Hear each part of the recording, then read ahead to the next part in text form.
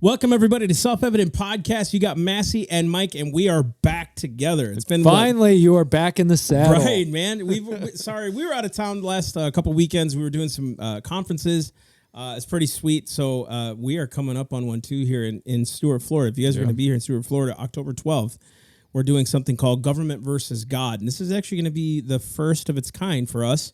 We're doing this as a national launch next year. We're going to see how this works. Yeah. Where from 9 to about 3:30, we're going to do 4 different sessions on, can the government silence you? What is the authority of government? What's the authority of God's people? Or people in general? What are God-given rights? Even if you don't believe, what did God give you as rights? And all these things. So we want you guys to be there. If you guys can get here to Stuart, Florida, it'd be wonderful. It's going to be here at Revive Church. It's going to be awesome. And I just said it's going to be like 100 times. So, guys... Podcast flipping 45 or no 46. Dang it. Hey guys, podcast 46. It is up and moving, and I am just trying to get back in the saddle here, man. I'm actually really excited. We were supposed to do this last night, but I was tired. Yeah. You were tired. You were like, hey, we should do this Sunday. I'm like, nah, let's do it tonight. And so, guys, also to look forward, because it looks like we're going to be putting out more content together. We're going to be doing more podcasts. Yeah. We're going to try to do them every other day if possible, or filming 2 or 3 at once, because there's a lot of issues that are happening. We want to stay on top of it and be in front of it. That's the hard part about doing these once a week.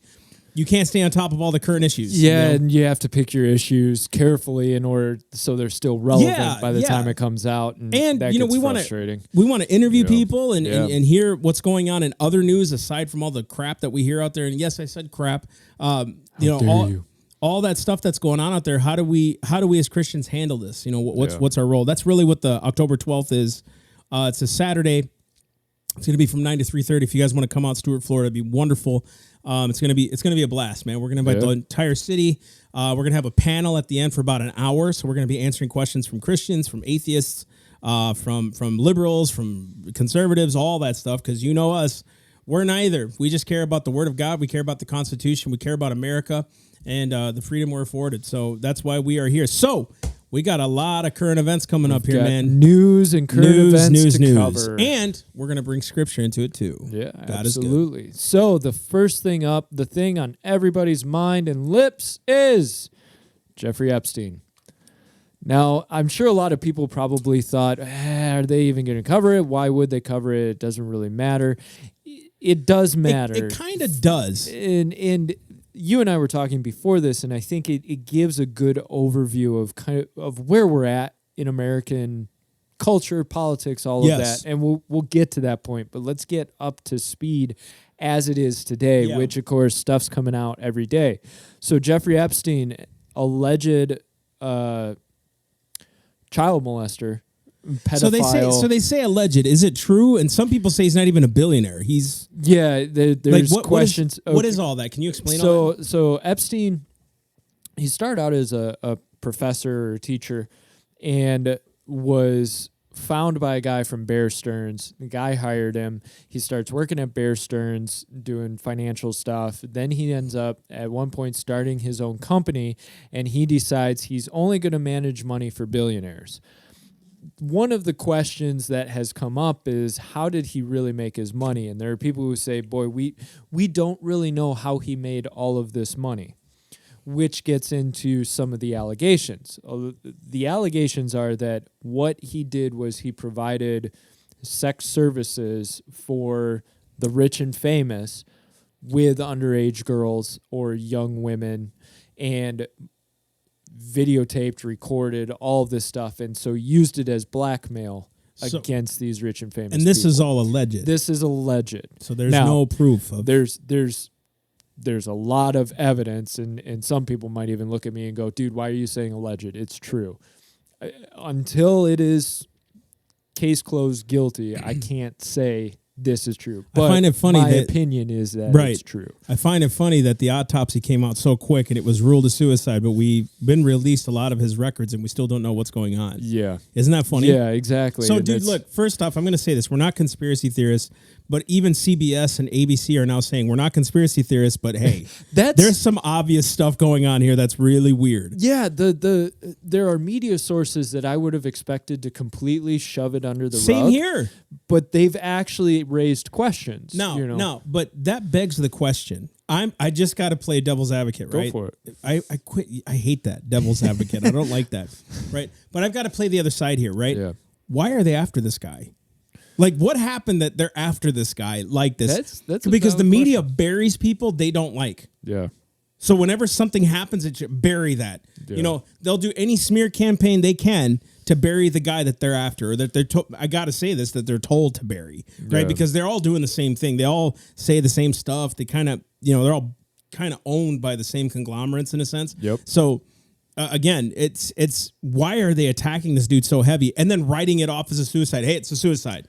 And then yeah, he was. And we got records that this guy was really, really bad. But some guy said he did an interview with him a long time ago and never released the interview. Yeah. I saw him this morning. And it's like, about that. Wait, this guy literally told you there's stuff going on and he's got records and you never released it? Yeah. There's something weird with this. You know what I mean? I gotta ask, right? No, I'm with you because it came out that on his island he's got this temple built, and he at one point was talking about this temple or something to the guy doing the interview. Nothing ever came of it. Now they did have Epstein, 2008, 2009, something like that. He did 13 months or something in prison because it had come up. Underage sexual trafficking or whatever, and it got pled down to 13 months where he was out working for 12 hours a day out of his cell at his office or whatever, working, and he just had to come back and sleep at the jail cell, which was really questionable. And so there was always kind of this, everybody saw him and was going, something's going on here, this guy is dirty, yet he never seemed to get touched. Which raises that exact question. Why the weirdness around and in the era of media where they're always looking for a tabloid, especially after Me Too movement. Yeah, right? I mean, but think about this, right? There's and those Hollywood guys getting exposed on, you know what I mean? So people coming out, or the guy from the Olympics coach, that did the molesting for the Olympics, the girls. No, that coach that got the doctor. Yeah, the doctor. Yeah. There you go. It was Nasser. a doctor, not a coach. Yes, Nasser. And so you see these things happen, and then every media person's looking for dirt. Yeah, doesn't matter what. It's just dirt. And dude, everything is not confirmed, but this is what they're saying. They always say that crap, and it's afterwards too. I saw it was on NBC. I think NBC has yet to confirm this after they said everything about Epstein and his suicide and all these things, but NBC has yet to confirm this. Right? So, I mean, they're always looking for a tabloid. Yeah. Why would you brush that under the rug, and why now? What's going on? What's the distraction? And I asked this because the Democratic debates were terrible. Yeah. Right? And then all of a sudden, school shootings and this. Or not school shootings, but Walmart shootings and this. Look, I'm not saying that they didn't happen. I'm not these fringe people that say it didn't happen. I'm not saying that. We're what not I'm going saying Alex Jones on yeah. this. No, not at all. Not at all. And though look, I'm not going to cap on the dude. There's things he's gotten right. Yeah, he's called some stuff. But there are also many things he went fringe on. So what I'm saying is, notice how the media pushes stuff. They were okay. Let me give you a timeline of what I've been kind of gathering from the media, because I don't listen to it much, but I try to stay involved as much as I can. This Tulsi Gabbard from Hawaii destroyed all the Democrats Harris on stage, and all of them, dude, destroyed, right? Yeah, and everybody, dude, it's if I would vote for her if she's strong. Yeah. Now I don't agree with every position she has. Same thing with Trump, but there's some firmness with her. It's okay, right? Now I'm not supporting a Democrat. Okay, no, I'm not doing that. But she's got principle. Yes, you can tell she has principle compared to everybody else. And then all of a sudden, we don't necessarily agree with that, but at least I can look at her and go, You're standing on a foundation, and I think she would listen to people. I think she would listen to the other. You know what I mean? Yeah. The firmness and the conviction. She believes Donald Trump's a bad guy. So do Republicans. There's a lot of Republicans out there. A lot of them they're never Trump. That's not a new thing, right? That's not a new thing. All of a sudden, bam, we have shooters, and then bam, this Epstein thing, and everyone's trying to, you know what I mean? Epstein, guns, right? So yeah. what's why? What's going on? There's a lot of questions, and it depends how deep down the conspiracy. I hope I'm making sense. Yeah, you are. And it depends how deep down the conspiracy rabbit hole you want to go. And I don't want to do that. And we won't go that route, but there are a lot of questions raised of the overarching media philosophy. Yes. Seems to be perverted. Everybody notices it. Everybody notices there's something off about how our media reports and what our media pays attention to. And we look at stuff and we go, they're more concerned about Chris Cuomo being called Fredo than they are about what's going on in Hong Kong, which we'll talk about a little bit later. True, right? Or okay. So Donald Trump gets mentioned. Let's just go with this for a minute because I want you to keep that point. And I'm trying to center this point. Is what I'm saying. I'm not trying to talk over you. What I'm saying is, so Bill Clinton is allegedly involved in this, and there's pictures, there's logs of him being. He's barely even mentioned. Yeah. Trump being barely mentioned in a Russia collusion thing. It's been 2 years, $25 million on an investigation. They still don't want to let it go. Yeah. So what's the deal? And what's the story here? Along with that, the whole, you know how the Clintons are always, everybody dies that's around the Clintons. You know, everybody commits suicide. Which, hey, man, at some point it's like, boy, there's a lot of people that it's not just us saying that, dude. Like, this is weird. Well, and the hashtag Clinton body count was trending.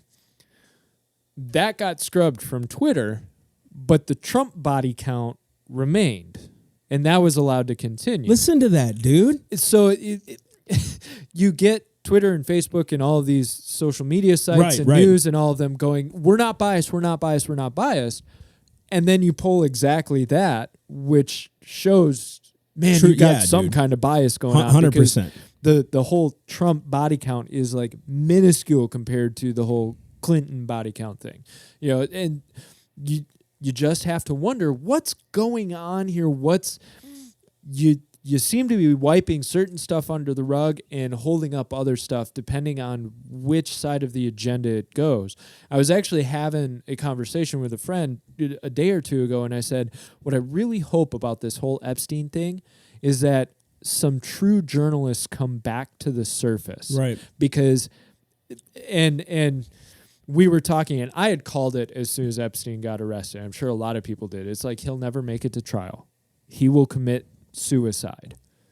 Sure enough, the guy commits suicide. Especially with all the dirt he has on people, dude. Yeah, like there's something going on, but we'll get to that in a second. So he commits suicide, and I said it'll all get wiped under. It'll all disappear because he's the linchpin. What I'm hoping is there'll be some journalists who have enough integrity to keep trying to pull the thread. Right. And that stuff actually makes it to the surface. Because a lot of journalists will go, oh, well, he committed suicide. Yeah. It's done and over. We need somebody else going, did he really? Why all the coincidences with the guards both falling asleep for 3 hours during that time and then faking the logs to, the bodyguard answering questions completely nervous, whereas a couple of years ago he was completely fine with. In a high profile case. Yeah. As far as like him being a pedophile, but a billionaire pedophile. Dude, they didn't let off Bernie Madoff when he got busted. Good point. You know what I mean? Real good point. So there's these billionaires that get attacked, and especially when the liberals are like rich white people. He's a rich white dude, and somehow we want to brush this crap under the rug like it was a suicide. Yeah. Dude, look, I don't know what happened. I don't know. But it is pretty dang shady the moment the Clintons are mentioned dead. Yeah. There's something up with that, dude. And the from descriptions of how he was leading up to it, of like he was planning on getting out on bail and he was planning about fighting this, and he told his lawyer, I'll see you on Sunday. Like the signs don't seem to be there for suicide. Now, it is what it is. Like hopefully we'll find out. And the autopsy too with the broken neck, and it said that it's coincided with a homicide. Like it is very common with homicide, but it can happen in a suicide. So suicide. Let's just rule it that. And they waited which I can understand this and waiting to make a conclusive statement about it, because it's like, okay, we've got some questions, especially with the whole bone thing. But then to come out and say, well, we ruled it a suicide. Okay, either A, you truly feel conclusive this was a suicide, or B, this alleged conspiracy theory position, why did you say it was a suicide? Why did the guards fall asleep for 3 hours and fake their logs and not really have any explanation for what was going on? Why is there missing video on all of this stuff? And, we should ban bed sheets. Probably. Killing folk. Bed sheets, ropes, knives. Did you know that, speaking of knives, random rabbit trail, London is a more dangerous city than New York? Gosh. But they have strict gun control, so everybody's stabbing each other. Which is more discreet than a gun. Yeah. Yep, done. Yeah, you can keep walking. Yeah. Anyways. So this going back to this. So there's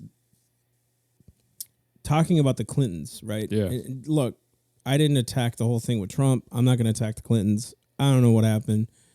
Obviously, there's logs of Bill being on that plane with them. 27 times, according to the pilot logs. According to the pilot logs, so 27 times, right? Bill has been known before to be a womanizer. He's denied it many times, and then all of a sudden it's brought to the surface in Arkansas when he was governor. Yeah. Right? Then all of a sudden he becomes president, and the whole Monica Lewinsky thing denies it. And then all of a sudden, okay, I did do it. Right? Yeah. And it's just odd to me that through all of that, we still tend to believe this guy. Yeah. Like, we still accept, okay, he didn't do it because he said it. I have no idea what happened to Epstein. Dude, come on, guy, look, you gotta ask, like, there's something up. And dude, you can do a lot with money. Absolutely. I'm just saying, like, I don't have any influence as far as monetarily, but you can do a lot with money. I mean, you can do a lot of marketing with money. Yeah. You can change a narrative, shape a narrative with money. You can be accused of things and scrub it from the internet and people don't even know. Yeah. Right? Yeah. Because it's like you can just do that stuff. Google. I mean, how they're trying to push the next election and you hear these reports of Google. Yeah. You can do a lot with money. You can deceive people. Think about it. If I've got billions, let's say you're the gatekeeper to me getting what I want. And you're some low-level employee, some security guard or corrections officer. Thanks, Mike. Right?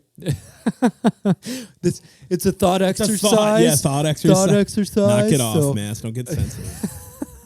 You are some high-level CEO businessman. Yes, and you're the one down on the totem pole, you white person. Fine. You are rich billionaire. I am security guard corrections officer. Darn right. Get it right. Right? Which now, rich white person who's patriarchy? Yes. You're the rich white people. Privilege. That's it. That's what I was trying to find the words, right? White privilege.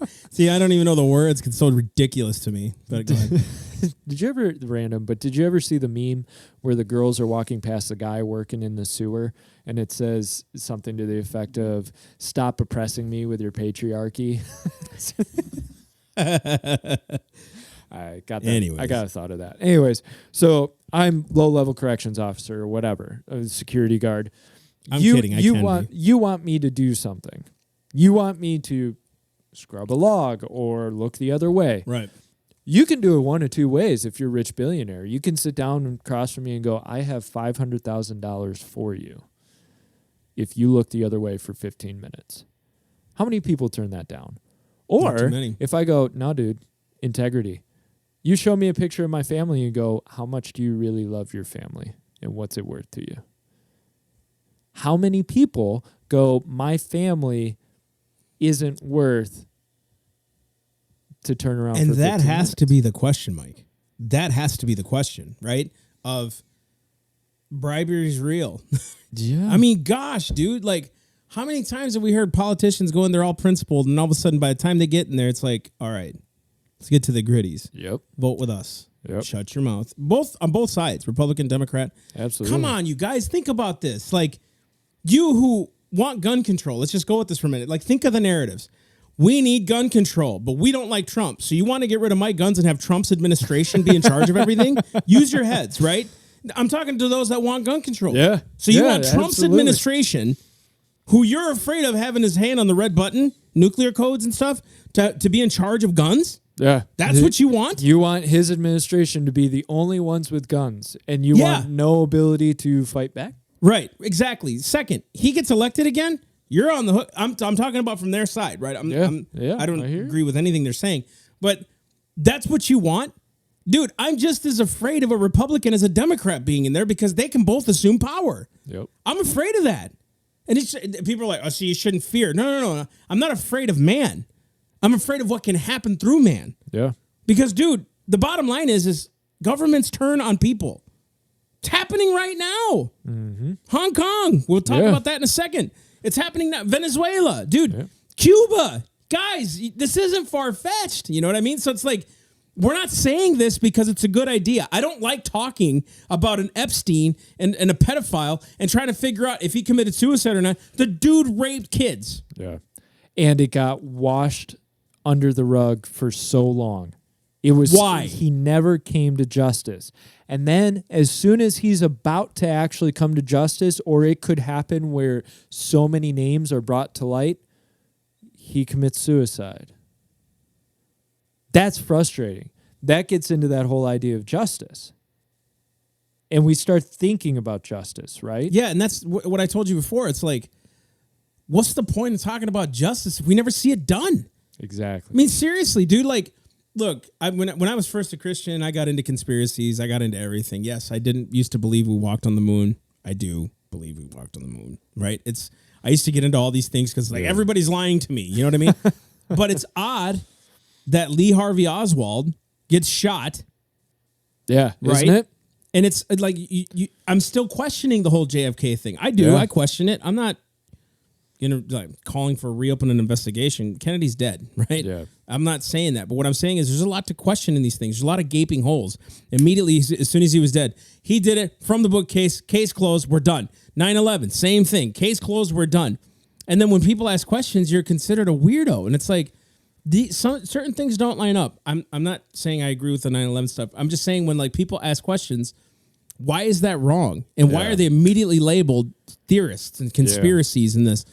Look, dude, people just want to know. Like, you know what I mean? Here, if people question my integrity as a Christian, do I call them a conspiracy theorist, or genuinely they want to know my integrity as a Christian, right? Or, you believe in puppet things in the sky. You're a conspiracy theorist. No, you just question what I believe or what I've put out or what I've said or what I've stated. That's just dissent. That doesn't mean that they're conspiracy guys. They just want to know. And a lot of people are, dude, even your own liberal media is saying, this is weird. Yeah. It's hit that point, thankfully, where everybody's kind of going, this is too weird to just let go. There are too many questions that have not been answered. This is too coincidental. And I like that because it's like, okay, people are actually talking and asking questions instead of going, oh, well, it happened. He's done. Oh, well, let's move on, which kind of happened with Lee Harvey Oswald. And it took decades before people really started asking questions. Truth. I mean, there were always questions, but until people really started like, I don't trust this, and Hitler, it's believed that, Hitler, I know. It's believed that Hitler bombed his own beer hall to create crisis in order to create a narrative. So the method is possible in terms of false flags. Where I get frustrated is when everything becomes a false flag. Everything is orchestrated by the government. Every single mass shooting is a CIA operation. Some brainwashed kid by the CIA goes in because it's perfect opportune moment. Like, I struggle with that because then we're always attributing it to a great, powerful evil when there's just chaotic evil in the world. Yeah, that's just the fall of man. Yeah, there are just evil people in the world. And we need to remember that. Yeah, but that's kind of in the narrative though for a lot of things now, because people do it all the time, whether we believe it or not. So like people blame God for everything. Yeah. Oh, if God was so good, why? this broad brush stuff. We lump people in a lot. Racist. Just because you're a Republican, you are a racist. We do this, dude. So then the conspiracy guys that go hog nuts every time something's like, a school shooting. That was a government operative, or those are crisis actors. They're not real. You know what I mean? And again, could be true. I don't know. I haven't done my homework on these things, but we do it. Not just for that. It's like, I'm not for a border wall, but I'm also for closed borders. Yeah. Right? Racist. You don't care about those people at the border. Right? I'm a Republican. Oh, you must support Trump. You're a Trumper all the way because you are in the red, right? Yeah. Just because I'm a conservative, not a Republican, a conservative, right? We just do this with each other. Dude in the right does it just as much as the left does. Absolutely. Every liberal's stupid. That's what they think. It's that quick jump to generalization. Yeah. If there's people love to jump to a conclusion because then they feel they have the answer to the situation. Dude, somehow here, I'm glad we're not the savior of the world. Yeah. I'm glad, right? It's funny when you watch, I'm going to the Marvel because I love Marvel. You know how Captain America had his own movie, kicked butt, saved the world? When the Avengers happened, Captain America by himself couldn't do it. Yeah. But somehow he beat these forces of evil on his own. Yeah. Right? It's and then when he couldn't get it done, they were like, oh, I thought he was, what about, you know what I mean? Yeah. It's the same narrative. We do this to each other. We always want to have the answer for everything. And the bottom line is, dude, we just don't. We don't have the answer to this Epstein thing. We want to bring it up in a way of, wait a second here. What's going on here? And why is it that how do I say this? Fear's gotten a hold of us. Yeah. Massively. I explained it to a buddy this way, and I know I've told you this before. In the Old Testament, God prophesies to nations, I will make you drunk and reeling. Right? I will make you confused. I will make you not know which way is up. I really feel like we're in those stages of becoming a very drunken, reeling nation. We don't seem to know which way is up. We're very that's a Romans 1 thing. Tossed and confused and darkened and foolish, and we're fighting each other at an insane rate. One of the things God would do with enemy armies is he would send them into a state of confusion where they start killing each other. Like Gideon in the 300, they've got the candles in the vases, or the lanterns in the vases. They crack the pots and they start blowing the horns and everything. And what does it do? It sends the enemy armies, the Philistines, into chaos. And they start killing each other. They start freaking out. And God did that several times. And what I fear is, which there's that word fear, I do fear, are we in that stage where we are really becoming chaotic and we're becoming dangerous to each other because we're drunk and reeling, and we've replaced and removed God as our foundation? We removed him 40, 50, 60 years ago. And now it's coming to pass of the consequence or the fruits of that action. Yeah. No, you're right. I think too, in Romans 1, where it talks about, I was just reading it now. It says this: for since the creation of the world, his invisible attributes, talking about the Lord, are clearly seen, being understood by the things that are made, even his eternal power and Godhead, so they are without excuse. He's talking about the people. Yeah. People are without excuse. We see God from the beginning. It is what it is, and from nature, actually. So they are without excuse. Because although they knew God, they did not glorify him as God, nor were thankful, but became futile in their thoughts, and their foolish hearts were darkened. Listen to this. Yep. Professing to be wise, they became fools and changed the glory of the incorruptible God into an image made of corruptible man. We do that all the time. Now even gospel preachers are doing that. Yeah. Where it's we don't really need to talk about the power of God. We just need to talk about, we can't judge. We can't do this. So we're basically equating Christianity to ourselves and our standards. Dude, listen. God is holy, I'm not. And we have to say that. God is holy, I'm not. That's just the bottom line, We think tolerance and the idea of tolerance is wisdom. Right. Have you noticed that? Right. That especially now people believe I'm being wise and Yes. true and loving because I'm being tolerant of all things. I'm accepting and prideful in all things, where the wisdom of man is foolishness to God. Yeah. So to kind of bring that to a head, I saw this clip of someone, and this person was saying, you know, we if you haven't walked a mile in their shoes, you can't say anything to those people. You can't judge them, which is true. I won't judge people because I haven't walked a mile in their shoes. But that was the message. You haven't walked a mile in their shoes, so be careful. Like, and don't judge. And I'm thinking to myself, why aren't we preaching the power of God of the prophetic? Yeah. Like, God, what do you want to show me about that person so I can speak your wisdom? That's a mystery to them right now, to speak your wisdom into their life. Precisely. So that way you can be glorified and they can get out of that hole instead of keeping them down in our men's foolish wisdom of, I don't know where they've been, so I can't talk about it. Are you serious? For me to tell a kid not to go in the pool because there's sharks, I've never been bitten by a shark before, but it doesn't matter. Like, I'm still gonna, you know what I mean? Yeah. Like, and that's not judging. I'm not judging the person by saying don't go in with sharks. That is warning them, hey man, be careful, right? Don't do that. And so we change the glory of God into what corruptible man is. Yeah. We just do this. And I had a pastor a long time ago who used an analogy that whole, well, if you don't have experience, you can't speak into this. And he used the analogy of an army. And who do you want leading the army in terms of when they're about to fight their enemy? The general, who is extremely experienced, knows what's going on, sees the bigger picture, or the guy in front who just saw his friend's head get cut off?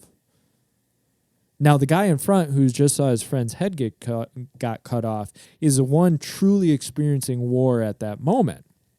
But do you really want him making the battle plan for that moment, or do you want the general, Right, who might be back farther and didn't have that direct experience? So it's this whole thing of people believe, oh, well, you have to be completely in it and completely experiencing it to even have an opinion.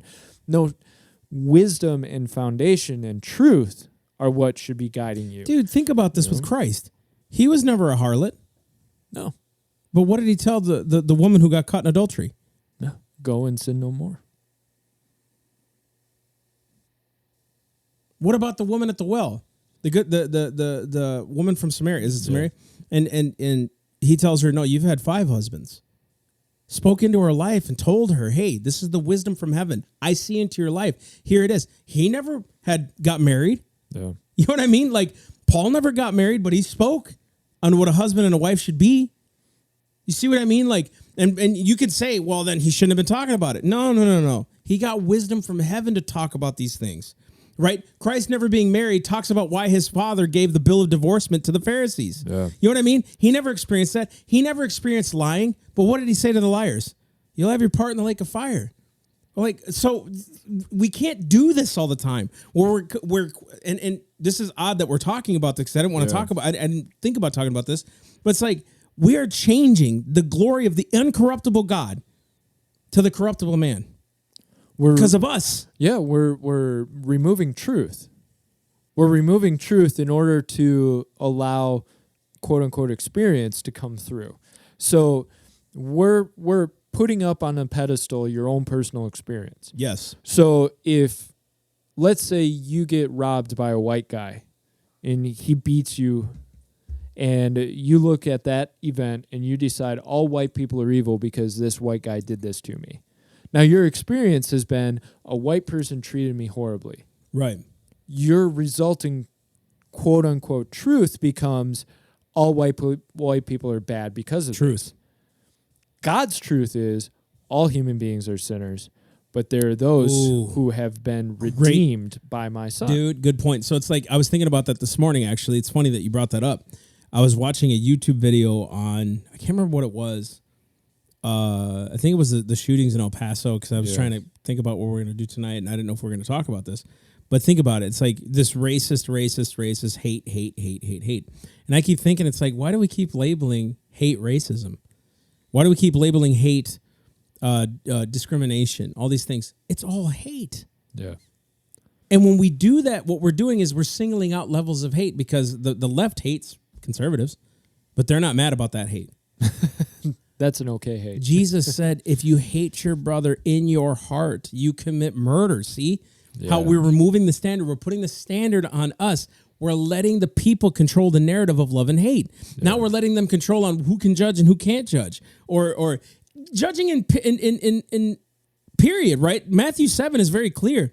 Judge not lest you be judged. True? Yes. Because whatever standard that you judge, it'll be judged on you. Yeah. Therefore, I better be careful how I'm looking at you. I better make sure the speck is removed out of my eye. Notice it says, make sure that the speck's removed out of your eye. It doesn't say, hey, there's a speck in your eye forever. Be careful because you shouldn't judge anybody. Don't judge. It says remove it from your eye so that you can see clearly for your brother. Exactly. That's the part that everybody forgets is it's not just don't judge. It's make sure that the speck is out of your brother's eye. Make sure the log is out of yours.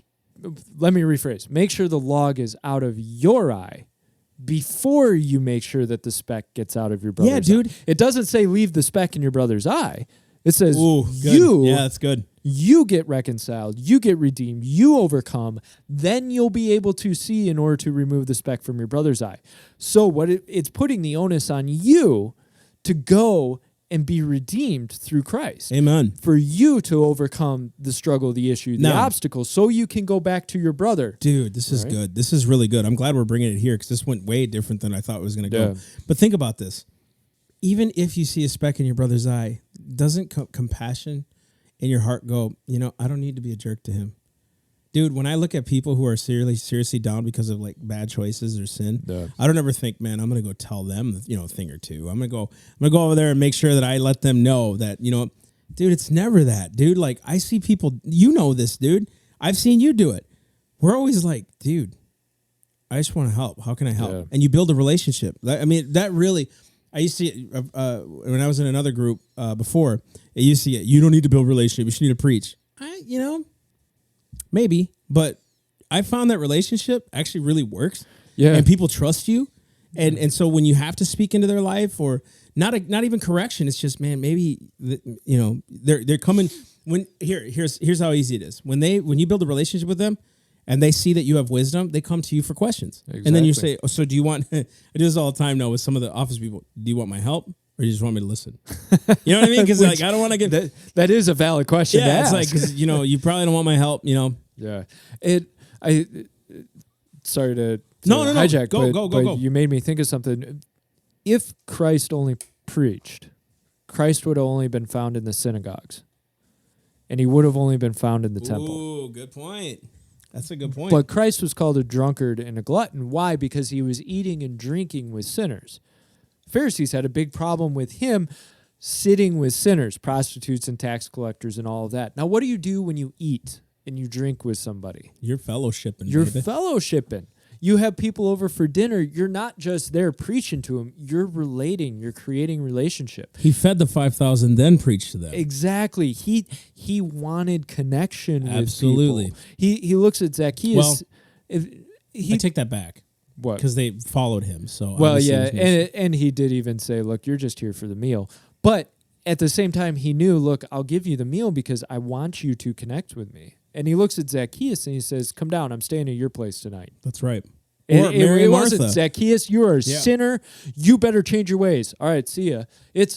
I'm coming to your place. That's right. Or Mary and Martha, allowing them to serve him and wash his feet. Dude, this was all relational to the Lord. Dude, so much so that he came back to his original 12 after he resurrected from the dead. There's something to be said about relationships, so be careful. And that's why I think sometimes our YouTube videos and our Facebook posts and all these things, not saying they're all bad, because I think some of them need to be said. I think there's some harsh words that need to be said in our nation, but this is going back to the very thing about, boy, we really went from Epstein to this. This was weird, right? But it's good. I'm glad we kind of went there, and I hope you guys can follow along what we're saying. Your original point was God. What did you call we're turning into a nation of drunken reeling. Drunken reeling. And in Romans 1, it talks about actually that he gives them over to, was it Romans 1? Reprobate mind. That word reprobate in 1828 actually means void of judgment. So they don't even know. If you look at how many armies did you see? I think it was Gideon Or no, it wasn't Gideon. Where the armies were fighting against themselves, the other armies. God sent a derision when Jehoshaphat sent the worshipers, and they were fighting amongst themselves. Yeah. This is happening right now, and the people now are doing it to each other. Now the Democrats are fighting against each other, dude. It's That's pretty insane. Like what we're seeing out there, and I believe it is because God will not leave Himself without witness. Now is God a judgment God? Oh man, I mean in the Old Testament, yes. In the New Testament, you look at how people will refer to the one instance, Ananias and Sapphira, right? Yeah. But don't tell me they were the only ones that lied to Peter. Yeah, you know what I mean? I have wondered that. Like, why such a huge reaction to something that other people probably did as well? Right. And I'm not saying God was wrong in what He did. Here's I believe why. Right after that, it said it put fear in the people that they would not commit the same thing. So I think that sometimes, and dude, notice how God didn't strike them dead. It was Peter that said. Yeah. I don't know how that all works. I'm still kind of figuring this out, and I'm sure people are going to be like, "See, that you kill people. Your God kills people." It's like, no, you murder people every day in your heart, so don't put this on the Lord. You know what I mean? And it's a tricky thing. And God's the giver and taker of life, so yeah, it's kind of like he's sovereign. He's got the ability and the authority to do it. And I'm one of those where God's consistent yesterday, today, and tomorrow, right? Now there's a new covenant with Christ. However, I've thought a lot about this, so I'm not coming to a conclusion, but I tend to lean towards, I don't believe that means that nations won't still be given consequence for their actions. But that's reaping and sowing. Yeah, exactly. Right? That's not necessarily God's judgment. That's judgment against ourselves. But I think sowing is connected with God's judgment. So I'm trying to think how to picture it. So you have sin. Sin isn't just God doesn't like this, therefore. Sin is complete disobedience to God. So there's a quote-unquote natural consequence of sin. Now, we could argue that's a judgment of God, but that's also consequence of sin. You see what I'm saying? Like, I think the both are intermingled. Yeah. God's mercy is the staying of His punishment or Look judgment. At the scriptures that He's storing up wrath for the day of judgment, right? Yeah. Or Jared was in here. We got to get Jared on the podcast once, man. Dude, that would be sweet. But and I wish he was here talking about this because we would actually have a really deep discussion on this. And let's prime the pump. We'll get him. Let's see if we can get him next week or something. But this is a good discussion. Think about it. When He judged Sodom and Gomorrah, remember Abraham said, "Isn't there 50 righteous, 10 righteous?" Yeah. And there wasn't. Yeah. Here in America, there are. You know that there's 7,000 that haven't bowed the knee to Baal. You know, right? And when He judged nations, they were wiped out or straight up sent into captivity, right? So it's kind of like, I'm not saying God isn't in on some of these things, right? I don't know. I really don't know. Who knows the mind of the Lord? I don't flipping know. Matter of fact, did they know it was God's judgment when it was happening, or was it written afterwards? You know what I mean? Who knows? I don't know. Maybe it's the word we're choosing. What if we instead say the word disciplined? Because you could argue that God disciplined the nation of Israel. He chastens those He loves. Yes, exactly. So like that's good. There were still those righteous in Israel when God went, okay, I am going to allow your enemies to invade you and spread you out, and then I'll bring you back once you've kind of learned your lesson. Was the discipline slavery? Here's why. When it was judgment, He wiped them out. When they were disobedient, look at in Jeremiah with the famous scripture. I know the thoughts and plans. That was 70 years. After 70 years of judgment, it still took 150 years for that promise to happen. Yeah, right. That was punishment. That wasn't judgment. Judgment is they're dead. Good. Yeah, see what I mean? I think it's good we made that distinction. I think this is good, and we got to save this for next week because I really want to talk more. This is good stuff, dude. Yeah. Like I've always thought this, and one of the things is, let's bring this back to Epstein because this is actually a good loop here, right? Talking about God and exposing, right? Is this, and Abigail Adams said this once, was the Revolutionary War because of the sin of slavery? Was a civil war brought because of, is that a discipline that had to happen to correct the nation? I really wonder Who about knows? That. You know what I mean? Yeah. It's like we do this and we're sowing and reaping. Yeah. Dude, we're basically reaping right now a generation of kids. 2 or 3 generations of kids of not teaching them about the word of God. Now we have a bunch of kids. Hear me out when I'm saying, I love prophecy. I love healing. I love the Spirit moving, right? Yeah. But we're missing that, like that Scott guy, or what's his name? The guy from Skillet.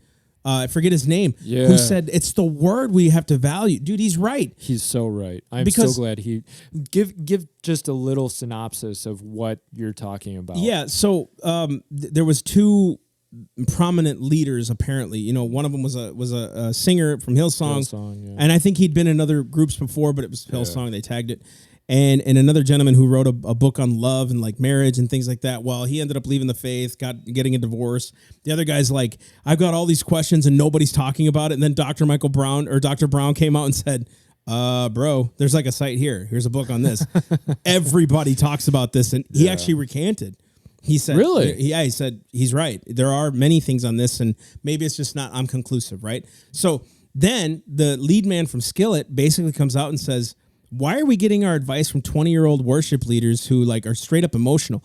Not that emotions are bad, but these worship leaders have their own vein. And then all of a sudden we're accepting what these guys are saying because somehow these became prominent church leaders when we've not put the emphasis on the word of the Lord.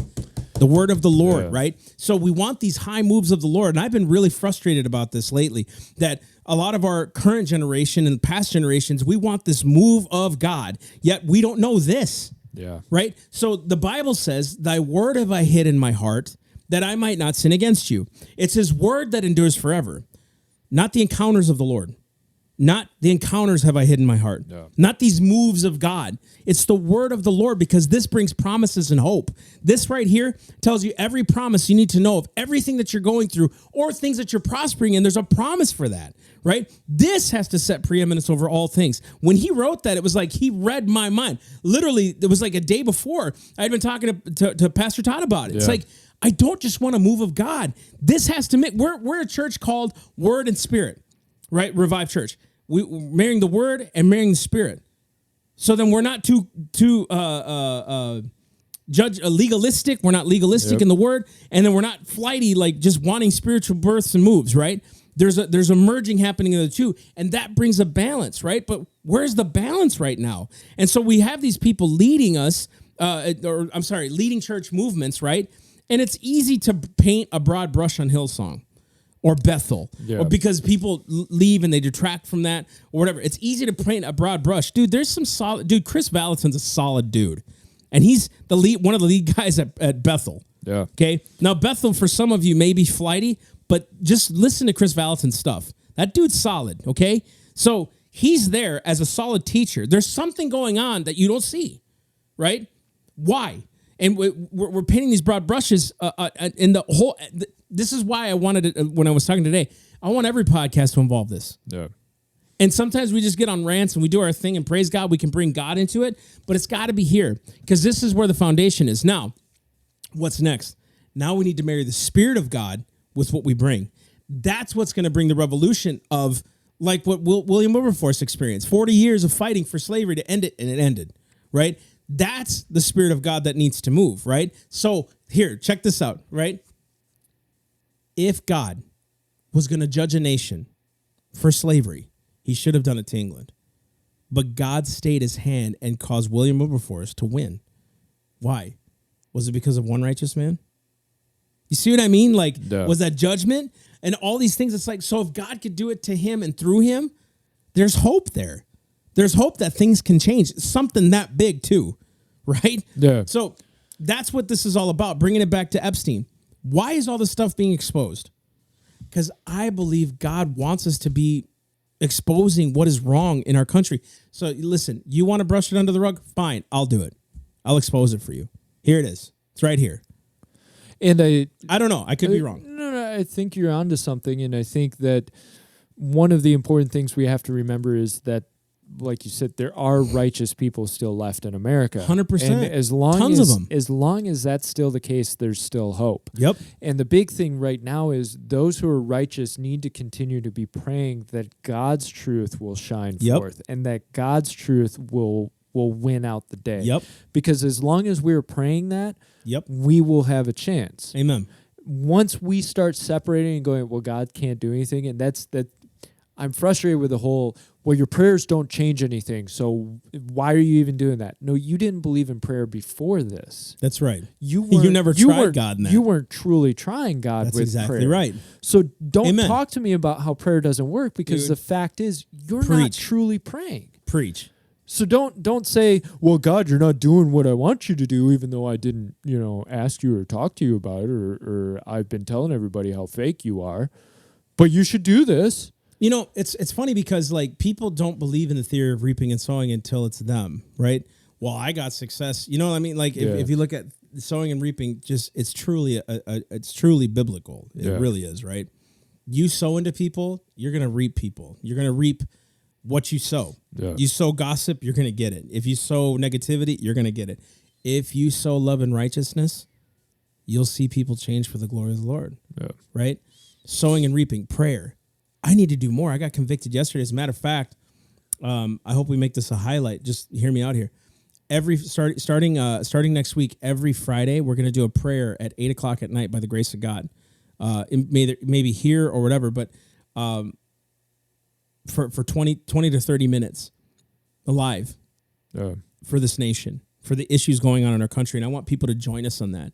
We need to do this. And I'm convicted that I'm not praying enough. I'm convicted that I need to rest. I need to stop and just supplicate God. And it convicts me that I've been preaching about these guys who were heavy in prayer, like the Duches and Franklin's call to prayer in Congress, the last Continental Convention, the Constitutional Convention, all these things. And I feel convicted that it's like, okay, Lord, I need to slow down and I need to supplicate you. I need to pray. I need to get into the word more. I need to fast more. We need to do this, dude. You know what I mean? Like, we can't in our own strength do this. We can't. And it's going to start next week here. What is it? What's the date on that? August 23rd. Starting August 23rd, we're going to be doing these prayer meetings by the grace of God because it's necessary. I think we need to do it. And you know what? We need everybody to join in on those prayer meetings. Shoot, we might even chime you in on a Facebook Live and just pray it for us, guys, because we need to. We don't have a choice anymore. Look at me, folks. You are not going to change us in your strength. You just saw what billions can do. Yeah. What millions can do. Money, I'm talking. I don't have billions or billions. I just gave all my thousands to a house. You know what I mean? Like, I don't have money. I don't have influence like that. The only thing I have is the favor of God because I'm his kid. That's all I got. Lord, I'm your son, man. Like, I got kids. And we've preached this before. We've said this before 100 times. But it's like, we don't have anything to offer, Mike. Yeah. Literally, we are like the disciples. Silver and gold have we none. But what we have is the God who created all this universe, and he's laughing in the heavens right now because of what everybody's planning. Lord, we need your help again. We need your help again. Jared gave me a good idea, and we should do this on the upcoming weeks. I had said that if you look at the Declaration of Independence, there's 27 injuries, and at least over 20 of them are in practice today. Yeah. He said, you guys should podcast that. What does that mean? What do they look like? Great idea. I think that's a great idea. So that way we can go back and say, if they fought for these 27, imagine what we should be fighting for. What we didn't keep diligent on. Yeah. Right? And we can do it. And we need to pray for more laborers to enter into the harvest, man. We need to pray for more people to come into the harvest, to reap the harvest, to go out and say, notice it doesn't say pray for the harvest. It says pray for the laborers. Yeah. Pray for more laborers. Dang right. Right. It doesn't say pray that a bigger harvest will come. Say pray for more laborers because they're few. That's right. So what's it telling you? Start praying for people to come, for God to bring people through to help with what's going on. Amen. And one of the things, and I want to do two things. I want to connect with that and then continue the trail in current events, because I think this transitions perfectly. This is going to be a couple podcasts for sure. When we look at the Revolutionary War, we look at independence. You talked about how much they were in prayer. You took 13 colonies, couple million people total in those colonies. Like 3, I think. Yeah, I think you're right. Like 3 million, which wasn't it a minority that actually wanted to secede? Okay, so you don't even have that full 3 million. You've got a minority of that. Going up against the most powerful military in the world at that time. Strongest nation. And at that time. And they won. How did prayer not influence that? Dude, and the miracles that happened. Valley Forge, Bulletproof miracles. George Washington, all these things. Dude, you cannot deny. And then the French coming in at that time. Perfect timing where Washington was about to be surrounded and the war was about to be lost, and the French fleet shows up at the exact moment they needed to in order to save and turn the war. Tell me that's not God, considering Franklin was over in France for months trying to get these dudes on board. Get them on board. Yeah. Adams tried, failed. And I was thinking about this in the car, and I kind of want to throw this out there. We Americans always make fun of the French. Like, they're such wusses. They throw down their guns. They surrender right away. Don't forget that without the French, we would not have won the war. Right. That's right. The French are the reason. Well, a big God is the reason, but the French were a big tool that God used in order for us to be independent. Dude, so let's give a little respect to the nation of France. That's right. And in some cases, man, in the war, we were outnumbered 20-1. Yeah. In some of those battles that we had in Charleston and all these things. 20-1, dude. 20-1. Yeah. You can't tell me God didn't intercede for us. Here, I'll take that a step further. You can't tell me there wasn't praying folk. Exactly. Did God see the injustice of what was happening? Absolutely. And he answered. So I see the injustice of something, right? A lot of people see the injustice of this. You see the injustice. So you can't tell me that it's not, that God won't hear us. I think he's preparing us. I really do. I think he's preparing more people to come into self. Now, Mike's actually going to travel full time for Self-Evident here coming up soon. And it's, dude, we need more people. We need more people to take that leap and just say, you know what? I'm going to do this for my kids. I asked my wife today. I said, because we were talking about this last night, and I'm not afraid to talk about this. We had a real discussion about who are we? Yeah. Who am I? You know what I mean? Like, I do all this ministry, and it's like at the end, you know, I haven't really enjoyed things because I've just been focused on the battle in front of us and all these things. And I said, but honey, I don't meet people for, I'm going to say this with my heart. I don't meet people and do all these things because I need something. Who else is going to do it if I don't? Yeah. And then people are like, see, now you're taking on God's burden. Maybe. But there's something to be said when Adam said, I must study war and politics so that my sons may have the liberty to study agriculture and mathematics and all these things. And then he said something conversely to that, like they must study that so that their sons may have the freedom. I'm butchering it. Paraphrasing it, yeah. But he said that so that they can have basically the freedom to enjoy music and poetry and all. So at some point, we have to fight more than the last generation. At some point, you know what I mean? Like, and we've talked about that of like there are few people who are willing to actually fight for the next generation right now. Without the virtue signaling, it's easy to go, I want to save the planet for the next generation. Do you? But do you? But because are you really giving up your life and going, I'm going to recycle? You know, like instead, not cavalier about it. Are you really fighting for liberty? And I really want to transition to the whole Hong Kong thing because I think this is a great picture of what Americans need to remember. So in Hong Kong, what you have going on right now is you have massive protests. You have massive public upheaval. Hong Kong is a Chinese protectorate, Chinese quote-unquote territory. It's kind of because it was British, under British rule, and the British released rule and handed rule, so to speak, over to the Chinese. But Hong Kong is still independent. It's very similar to what the colonies were compared to Britain. Hong Kong government was going to pass an extradition bill, which basically said if China wants a citizen from Hong Kong, Hong Kong will give them up. And the people revolted against this. And what they were fighting for, Hong Kong has always had a government that's very under Chinese pressure.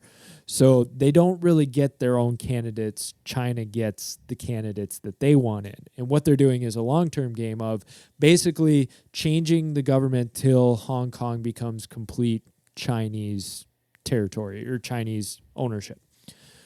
So these protests and this upheaval has happened.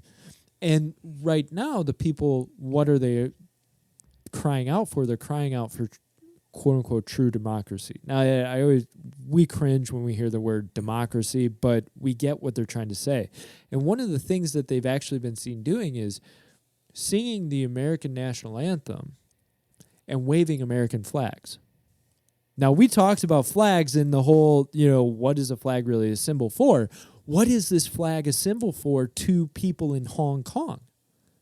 It's a symbol of independence. It's a symbol of liberty. It's a symbol of standing up against tyrannical government that's trying to oppress. And what I love about this situation is there's something I love and something I hate. What I love about it is these people understand the values that America was founded on. And they admire that and they want it.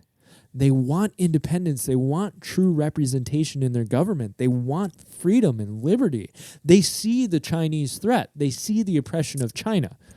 Surveillance state that has social credit systems where if you jaywalk, you might not be able to ride the train. Yeah, and it's funny because that's always in the heart of man. Notice that? Yeah. It's who gave them that idea to go start revolting. It's innate. Yeah. It's innate. It's innate in us. It is. We know in America, because I'm tagging along here, we're violated right now. The left thinks we're violated by a government who's overreaching, blah, blah, blah. The right says we're just being violated, period. Yeah. IRSs and the Child Protective Services now. Dude, the state of New York just basically said if you don't vaccinate your kids, you can't go to a public, private, or parochial school. Deal with it. Oh, by the way, you got 30 some odd days to comply. And you're no longer allowed a religious exemption. Right. So you're taking away the rights of the parents, right? Now, some of you will say, well, vaccinations are necessary, blah, blah, blah. Cool, okay. That's not the point. You're taking away parental choice. Who gave you the authority to take away a parent's choice over their kids? The state doesn't have kids. It can't get pregnant. Yeah. You don't have the authority to do that. Who gave you that? The czar position in this country that's supposed to be free. I love you know what I love about Hong Kong and what they're doing? They're not looking at America saying, what a nasty, oppressive place. Isn't that crazy? Right? They're looking at it saying, look, they at least have freedom. We want freedom. Yeah. We want to do what they did. We want to stand up against our oppressor and become free. Right. Every American should be praying hard for those people and cheering. Absolutely. And what I hate and what scares me is China is now amassing a military force on the border between China and Hong Kong. China is about ready to invade Hong Kong to, quote unquote, restore order.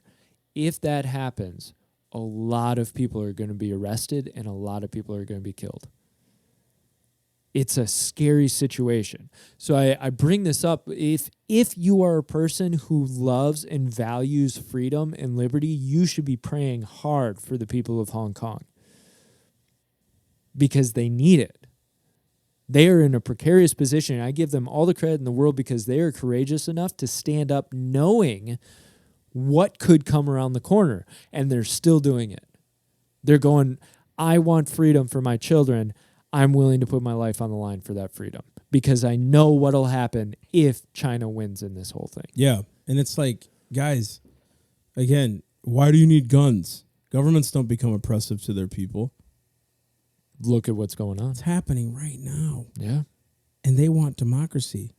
And they've got no guns to fight for it. Dude, they've got nothing to defend themselves. They're fighting the police because the police are beating them and shooting out their eyes and cutting off limbs with hand grenades. Like, their own police are turning against them. Do you hear this? Do you hear this? I'm serious. And then you have people who are saying they're on the side of the police. Dude, listen, I'm not against police. We've said that publicly. We honor and love the police. We honor and love firefighters and people who fight. But there's going to be some corrupt things that happen. Yeah. Bottom line, dude, Governments and regimes always do this, and they start to turn against the people. Dude, it happens. You can't be ignorant enough to think that it can't happen. Listen, you cannot be ignorant enough to think it can't happen here. In church, we can't be ignorant enough to say we shouldn't have a hand in this. Yeah. When we have literally God who wants oppression done. Why do you think these people are crying out? There's something God put in them that wants freedom. Something God put in them that wants liberty. God put that in them, dude. They don't know why they're feeling that. We don't know why when we were kids it's wrong to lie. Ben Shapiro, when he said, my dad didn't sit me down and say, son, don't rape people. You know what I mean? It's like it's in here. There's something wrong with that. Right? Even people that do it know it's wrong. You know why? Because they do it in secret. Yeah. They don't do it out in the open. They do it in secret. They know it's wrong. And they disobey their conscience. And dude, we're doing it now. We're fighting about menial, stupid things, about a reporter being called Fredo. Who gives a crap?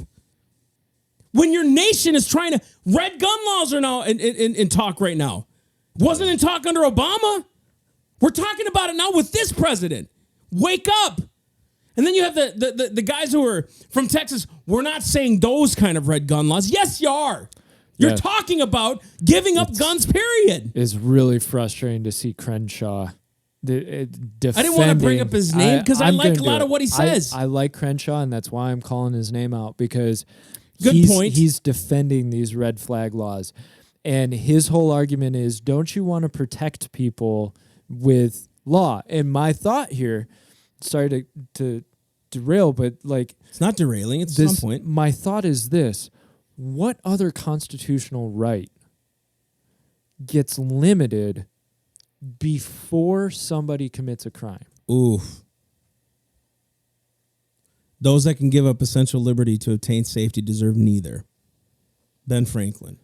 The only time we take away a constitutional right from somebody is when they have been found guilty of a crime. Bingo. But what we're saying now is, well, due process of people think you shouldn't have this. Which then brings the thought police into this. Dude, if you guys can't see, again, like, I'm not, how do I say this? Look, people can pin a lot of the stuff on President Obama, Trump, Bush, whatever. I don't care, right? The bottom line is a government is telling you now, we're going to catch it before you even do it. How are they going to do that? How are they going to do that? Think about that. And that's how Crenshaw had said, well, we have to be very careful about how we write it. And I yeah, you're right, but that'll never happen, because what we're going to rely on are psychologists, we're going to rely on doctors and police. And, well, they have to have a due process of presenting evidence, and then the judge will decide yes or no. I mean, dude, but where do you think it's going to be in 5-10 years? With this continued trend of thinking, yes. Yeah. Right. The psychologist will sit across from a guy who goes, I am all about freedom, sovereignty, liberty, Constitution. I am a small government person. I think abortion is evil. I think God is at the heart of me. I believe God. I follow Christ. You're telling me there won't be psychologists who will go, yeah, this person's definitely mentally ill. This person has thoughts of revolting or rebelling against the government. They believe that abortion is evil and God told them so, and blah, blah, blah. You're telling me that won't happen? Dude, this is what I'm saying. We have to write it carefully. What have they passed? Dude, they wrote healthcare carefully, and a judge said it was a tax. Yeah. Dude, look what you're dealing with, Dan. It will President never go Trump, the way you want it to go, dude, guys. no way, because more power in your hands won't work. It only tends to more disorder. Dude, the 14th Amendment, which I want repealed, I want it unamended. Listen, folks, if something can be amended, it can be unamended. Prohibition, baby. Fair enough. Right? So think about this. The 14th Amendment now is being used to destroy Christianity. Yeah. True? Absolutely. Now Supreme Court can get involved because of states' rights, which still isn't in their authority. Article 3 is very clear. Yeah. Right? There's still no authority. Article 3 is very clear about what the Supreme Court can do. The Article 2 is clear about what the president's authority is and power. Yep. Article 1 is very clear about what Congress can do, right? The 14th Amendment says basically the states kind of basically go against the Constitution, the federal Constitution, whatever. Now they can get involved. The 14th Amendment needs to be undone. Needs to be unamended, right? Now we're taking it out of context, Dan. What's next? Now, there's been no amendment to remove or replace the second. Now we're passing bills underneath the rug. Dude, those are illegal. They're wrong. You can't do that. The Second Amendment is clear. Very clear. And people are trying to debate that. Do you think the founders were stupid? That they said only a militia could have guns? That gets me. Yeah. Think about that. And that's a whole nother podcast episode of what they meant by well-regulated militia. A militia is not a government military. Right. It's a government comprised of the citizens. It's against the Constitution to have a standing military, standing army. Ooh. Government was not meant to have a standing army. So who was your military? The people. Your militia. Yeah. Your people. Your citizens. The states. Well-regulated. That means all of your citizens were supposed to be trained. They were all supposed to stand up and be responsible citizens and be part of their militia and stand up and train each other to be ready for an external threat. That's right. That's right. So what he was actually saying was, look, every citizen should have a gun and be part of the militia. And pretty much every founder basically said that the people shall not be deprived of their use of firearms, their use of arms. Yeah. That was Jefferson, I believe, right? It was Jefferson that said, you can't take away their guns. It's the people's liberty teeth. Why would they say stuff like that? Dude, we would not have one if the American person that wasn't in the Continental Army, who created a militia out of farmers, for God's sake, that were out there fighting with the Continental Army. That's how we won. Militia had to come in and help. Yep. Boys, guys, kids went and fought and died for you. Seriously. And this is what gets me every time. Dude, they pledged, our founders wrote that they pledged their lives, fortunes, and sacred. How much a kid? How many kids died for that Revolutionary War so that you could be free, literally, to be stupid and try to reinterpret the Constitution and have a Supreme Court railroad you? And you can't even go through an airport now without you being frisks, right? Or you have a telephone that can listen to everything that you're saying. We have no more privacy in this country. Are you crazy? Or we have billionaires now that can rape kids and somehow they commit suicide. Or we have a president who admits to being unfaithful to his wife, who's had a history of it, for crying out loud, and still maintained office. Kids died for this. Hong Kong is praying for a nation like this. And here we are, debating about a guy being mad because called Fredo, whatever that stupid thing is, right? Or we need to give people free stuff, because that's what our founders fought for. To give people free stuff, to give more power into the hands of government. They left an oppressive government. They left that. Read the Declaration. What was the reason we left? Because a king thought he was God. And then our people were oppressed by this king, and they were being taxed by this king. And then all of a sudden, when you wanted to get tried, you weren't tried in your own state. You had to get shipped across seas, 3,000 miles away in England. Who knows what happened then? Oh, by the way, you didn't have any representation in Bingo. Any of that. And then the king would hand out, our people would send an olive branch to the king, and the king would say, nope, I still don't like that. Yep. So we tried to be respectful and peaceful about it, and then the states had to get together and risk their lives and basically be told that you're going to be hung for treason? For free stuff? Are you crazy? Use your heads, guys. It's not just here. Listen, you should be lucky that you think it can't happen here, because no other nation thinks that way. Russia's always on edge, always about ready to turn. They're always thinking the government could do this again. Germany just went through this 70 years ago. Hong Kong's doing it right now. Venezuela, Cuba, all these places. We're the only nation that people actually think that a government won't turn on itself. Why? Because of its constitution. Ben Shapiro was right. It's a dang durable document. Yeah. You know what I mean? And at some we can't point, be ignorant anymore, dude. At some point, our safety and our ignorance will be our downfall if we don't correct this. Because if you always tell yourself you're safe and you start forgetting about being responsible, right? You start walking with all kinds of jewelry on yourself in the middle of a place that has robberies every day. You've become stupid because, I'm safe. Nobody will ever touch me. You're going to be the first target. Right. If you always leave your doors unlocked for your house and you always leave it vacant, you're the first target. If we're not responsible in our safety and responsible in our liberty and continue to fight to keep those, right? It's action that protects these, we will lose it. And we're right at that point where we're about to lose it.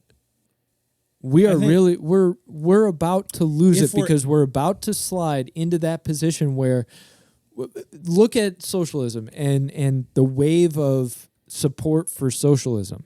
We're about to slide, dude. You know, if we're truly honest with ourselves, dude, we've already slipped. We've slipped pretty good. Yeah, we have. Not throwing out what do you call it? I'm not throwing out the what could be's or what happened, dude. Like the TSA was a step to get rid of guns.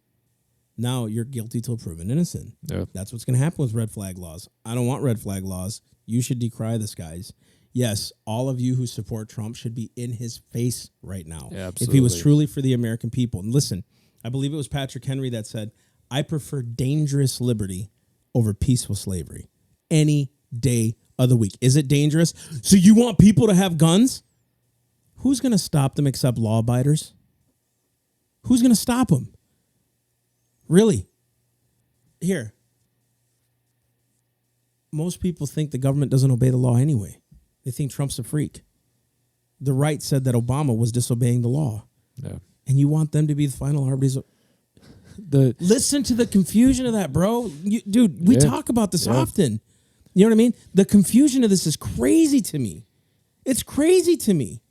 I know I sound like a nut when I go off on these tangents. I know. That's totally cool.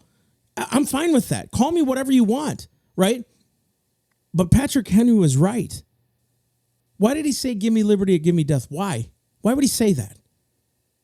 I would rather be a free man and have to watch my six than to give my sovereignty over to a government of people who don't even know me and will rule for their own interest. Because you know exactly that's what they're doing it for. Yep. And choose when they decide. Choose when you can live or die. That's really what it boils down to. They can choose how you live, when you live, where you live, what you live. Right? That was the communist pinnacle. Was they choose everything for you. You're just along for the ride. So, with all of that, guys, pay attention to Hong Kong. Pay attention to what's going on. Be sure to be praying for them as well as our own nation. Yeah. We need to be supportive of this. We need to make sure that we are doing what we can to keep Hong Kong exposed and lifting that up, because as soon as it disappears, they're done for. Yeah. And along with that, guys, we want you to be involved. Amen. No matter what it is or how it looks to you, start praying about, okay, Lord, what do you want me to be doing? It may just be talking to your coworkers. It may be national scale speaking to Congress. Who knows? Man, it may be just supporting your church. Exactly. It may be like simple things. It doesn't have to be huge. I mean, we're not saying take on a ministry here. You have something to do. Thank you. And especially as we start this prayer, this regular prayer rotation, weekly prayer, be paying attention to that, be active with that, start seeking the Lord on, okay, Lord, how do I actually pray, right? Mm-hmm. How do I pray deeper with more authority so that I am moving heaven and earth? Yep. It was Mary, Queen of Scots. John Knox. Yeah.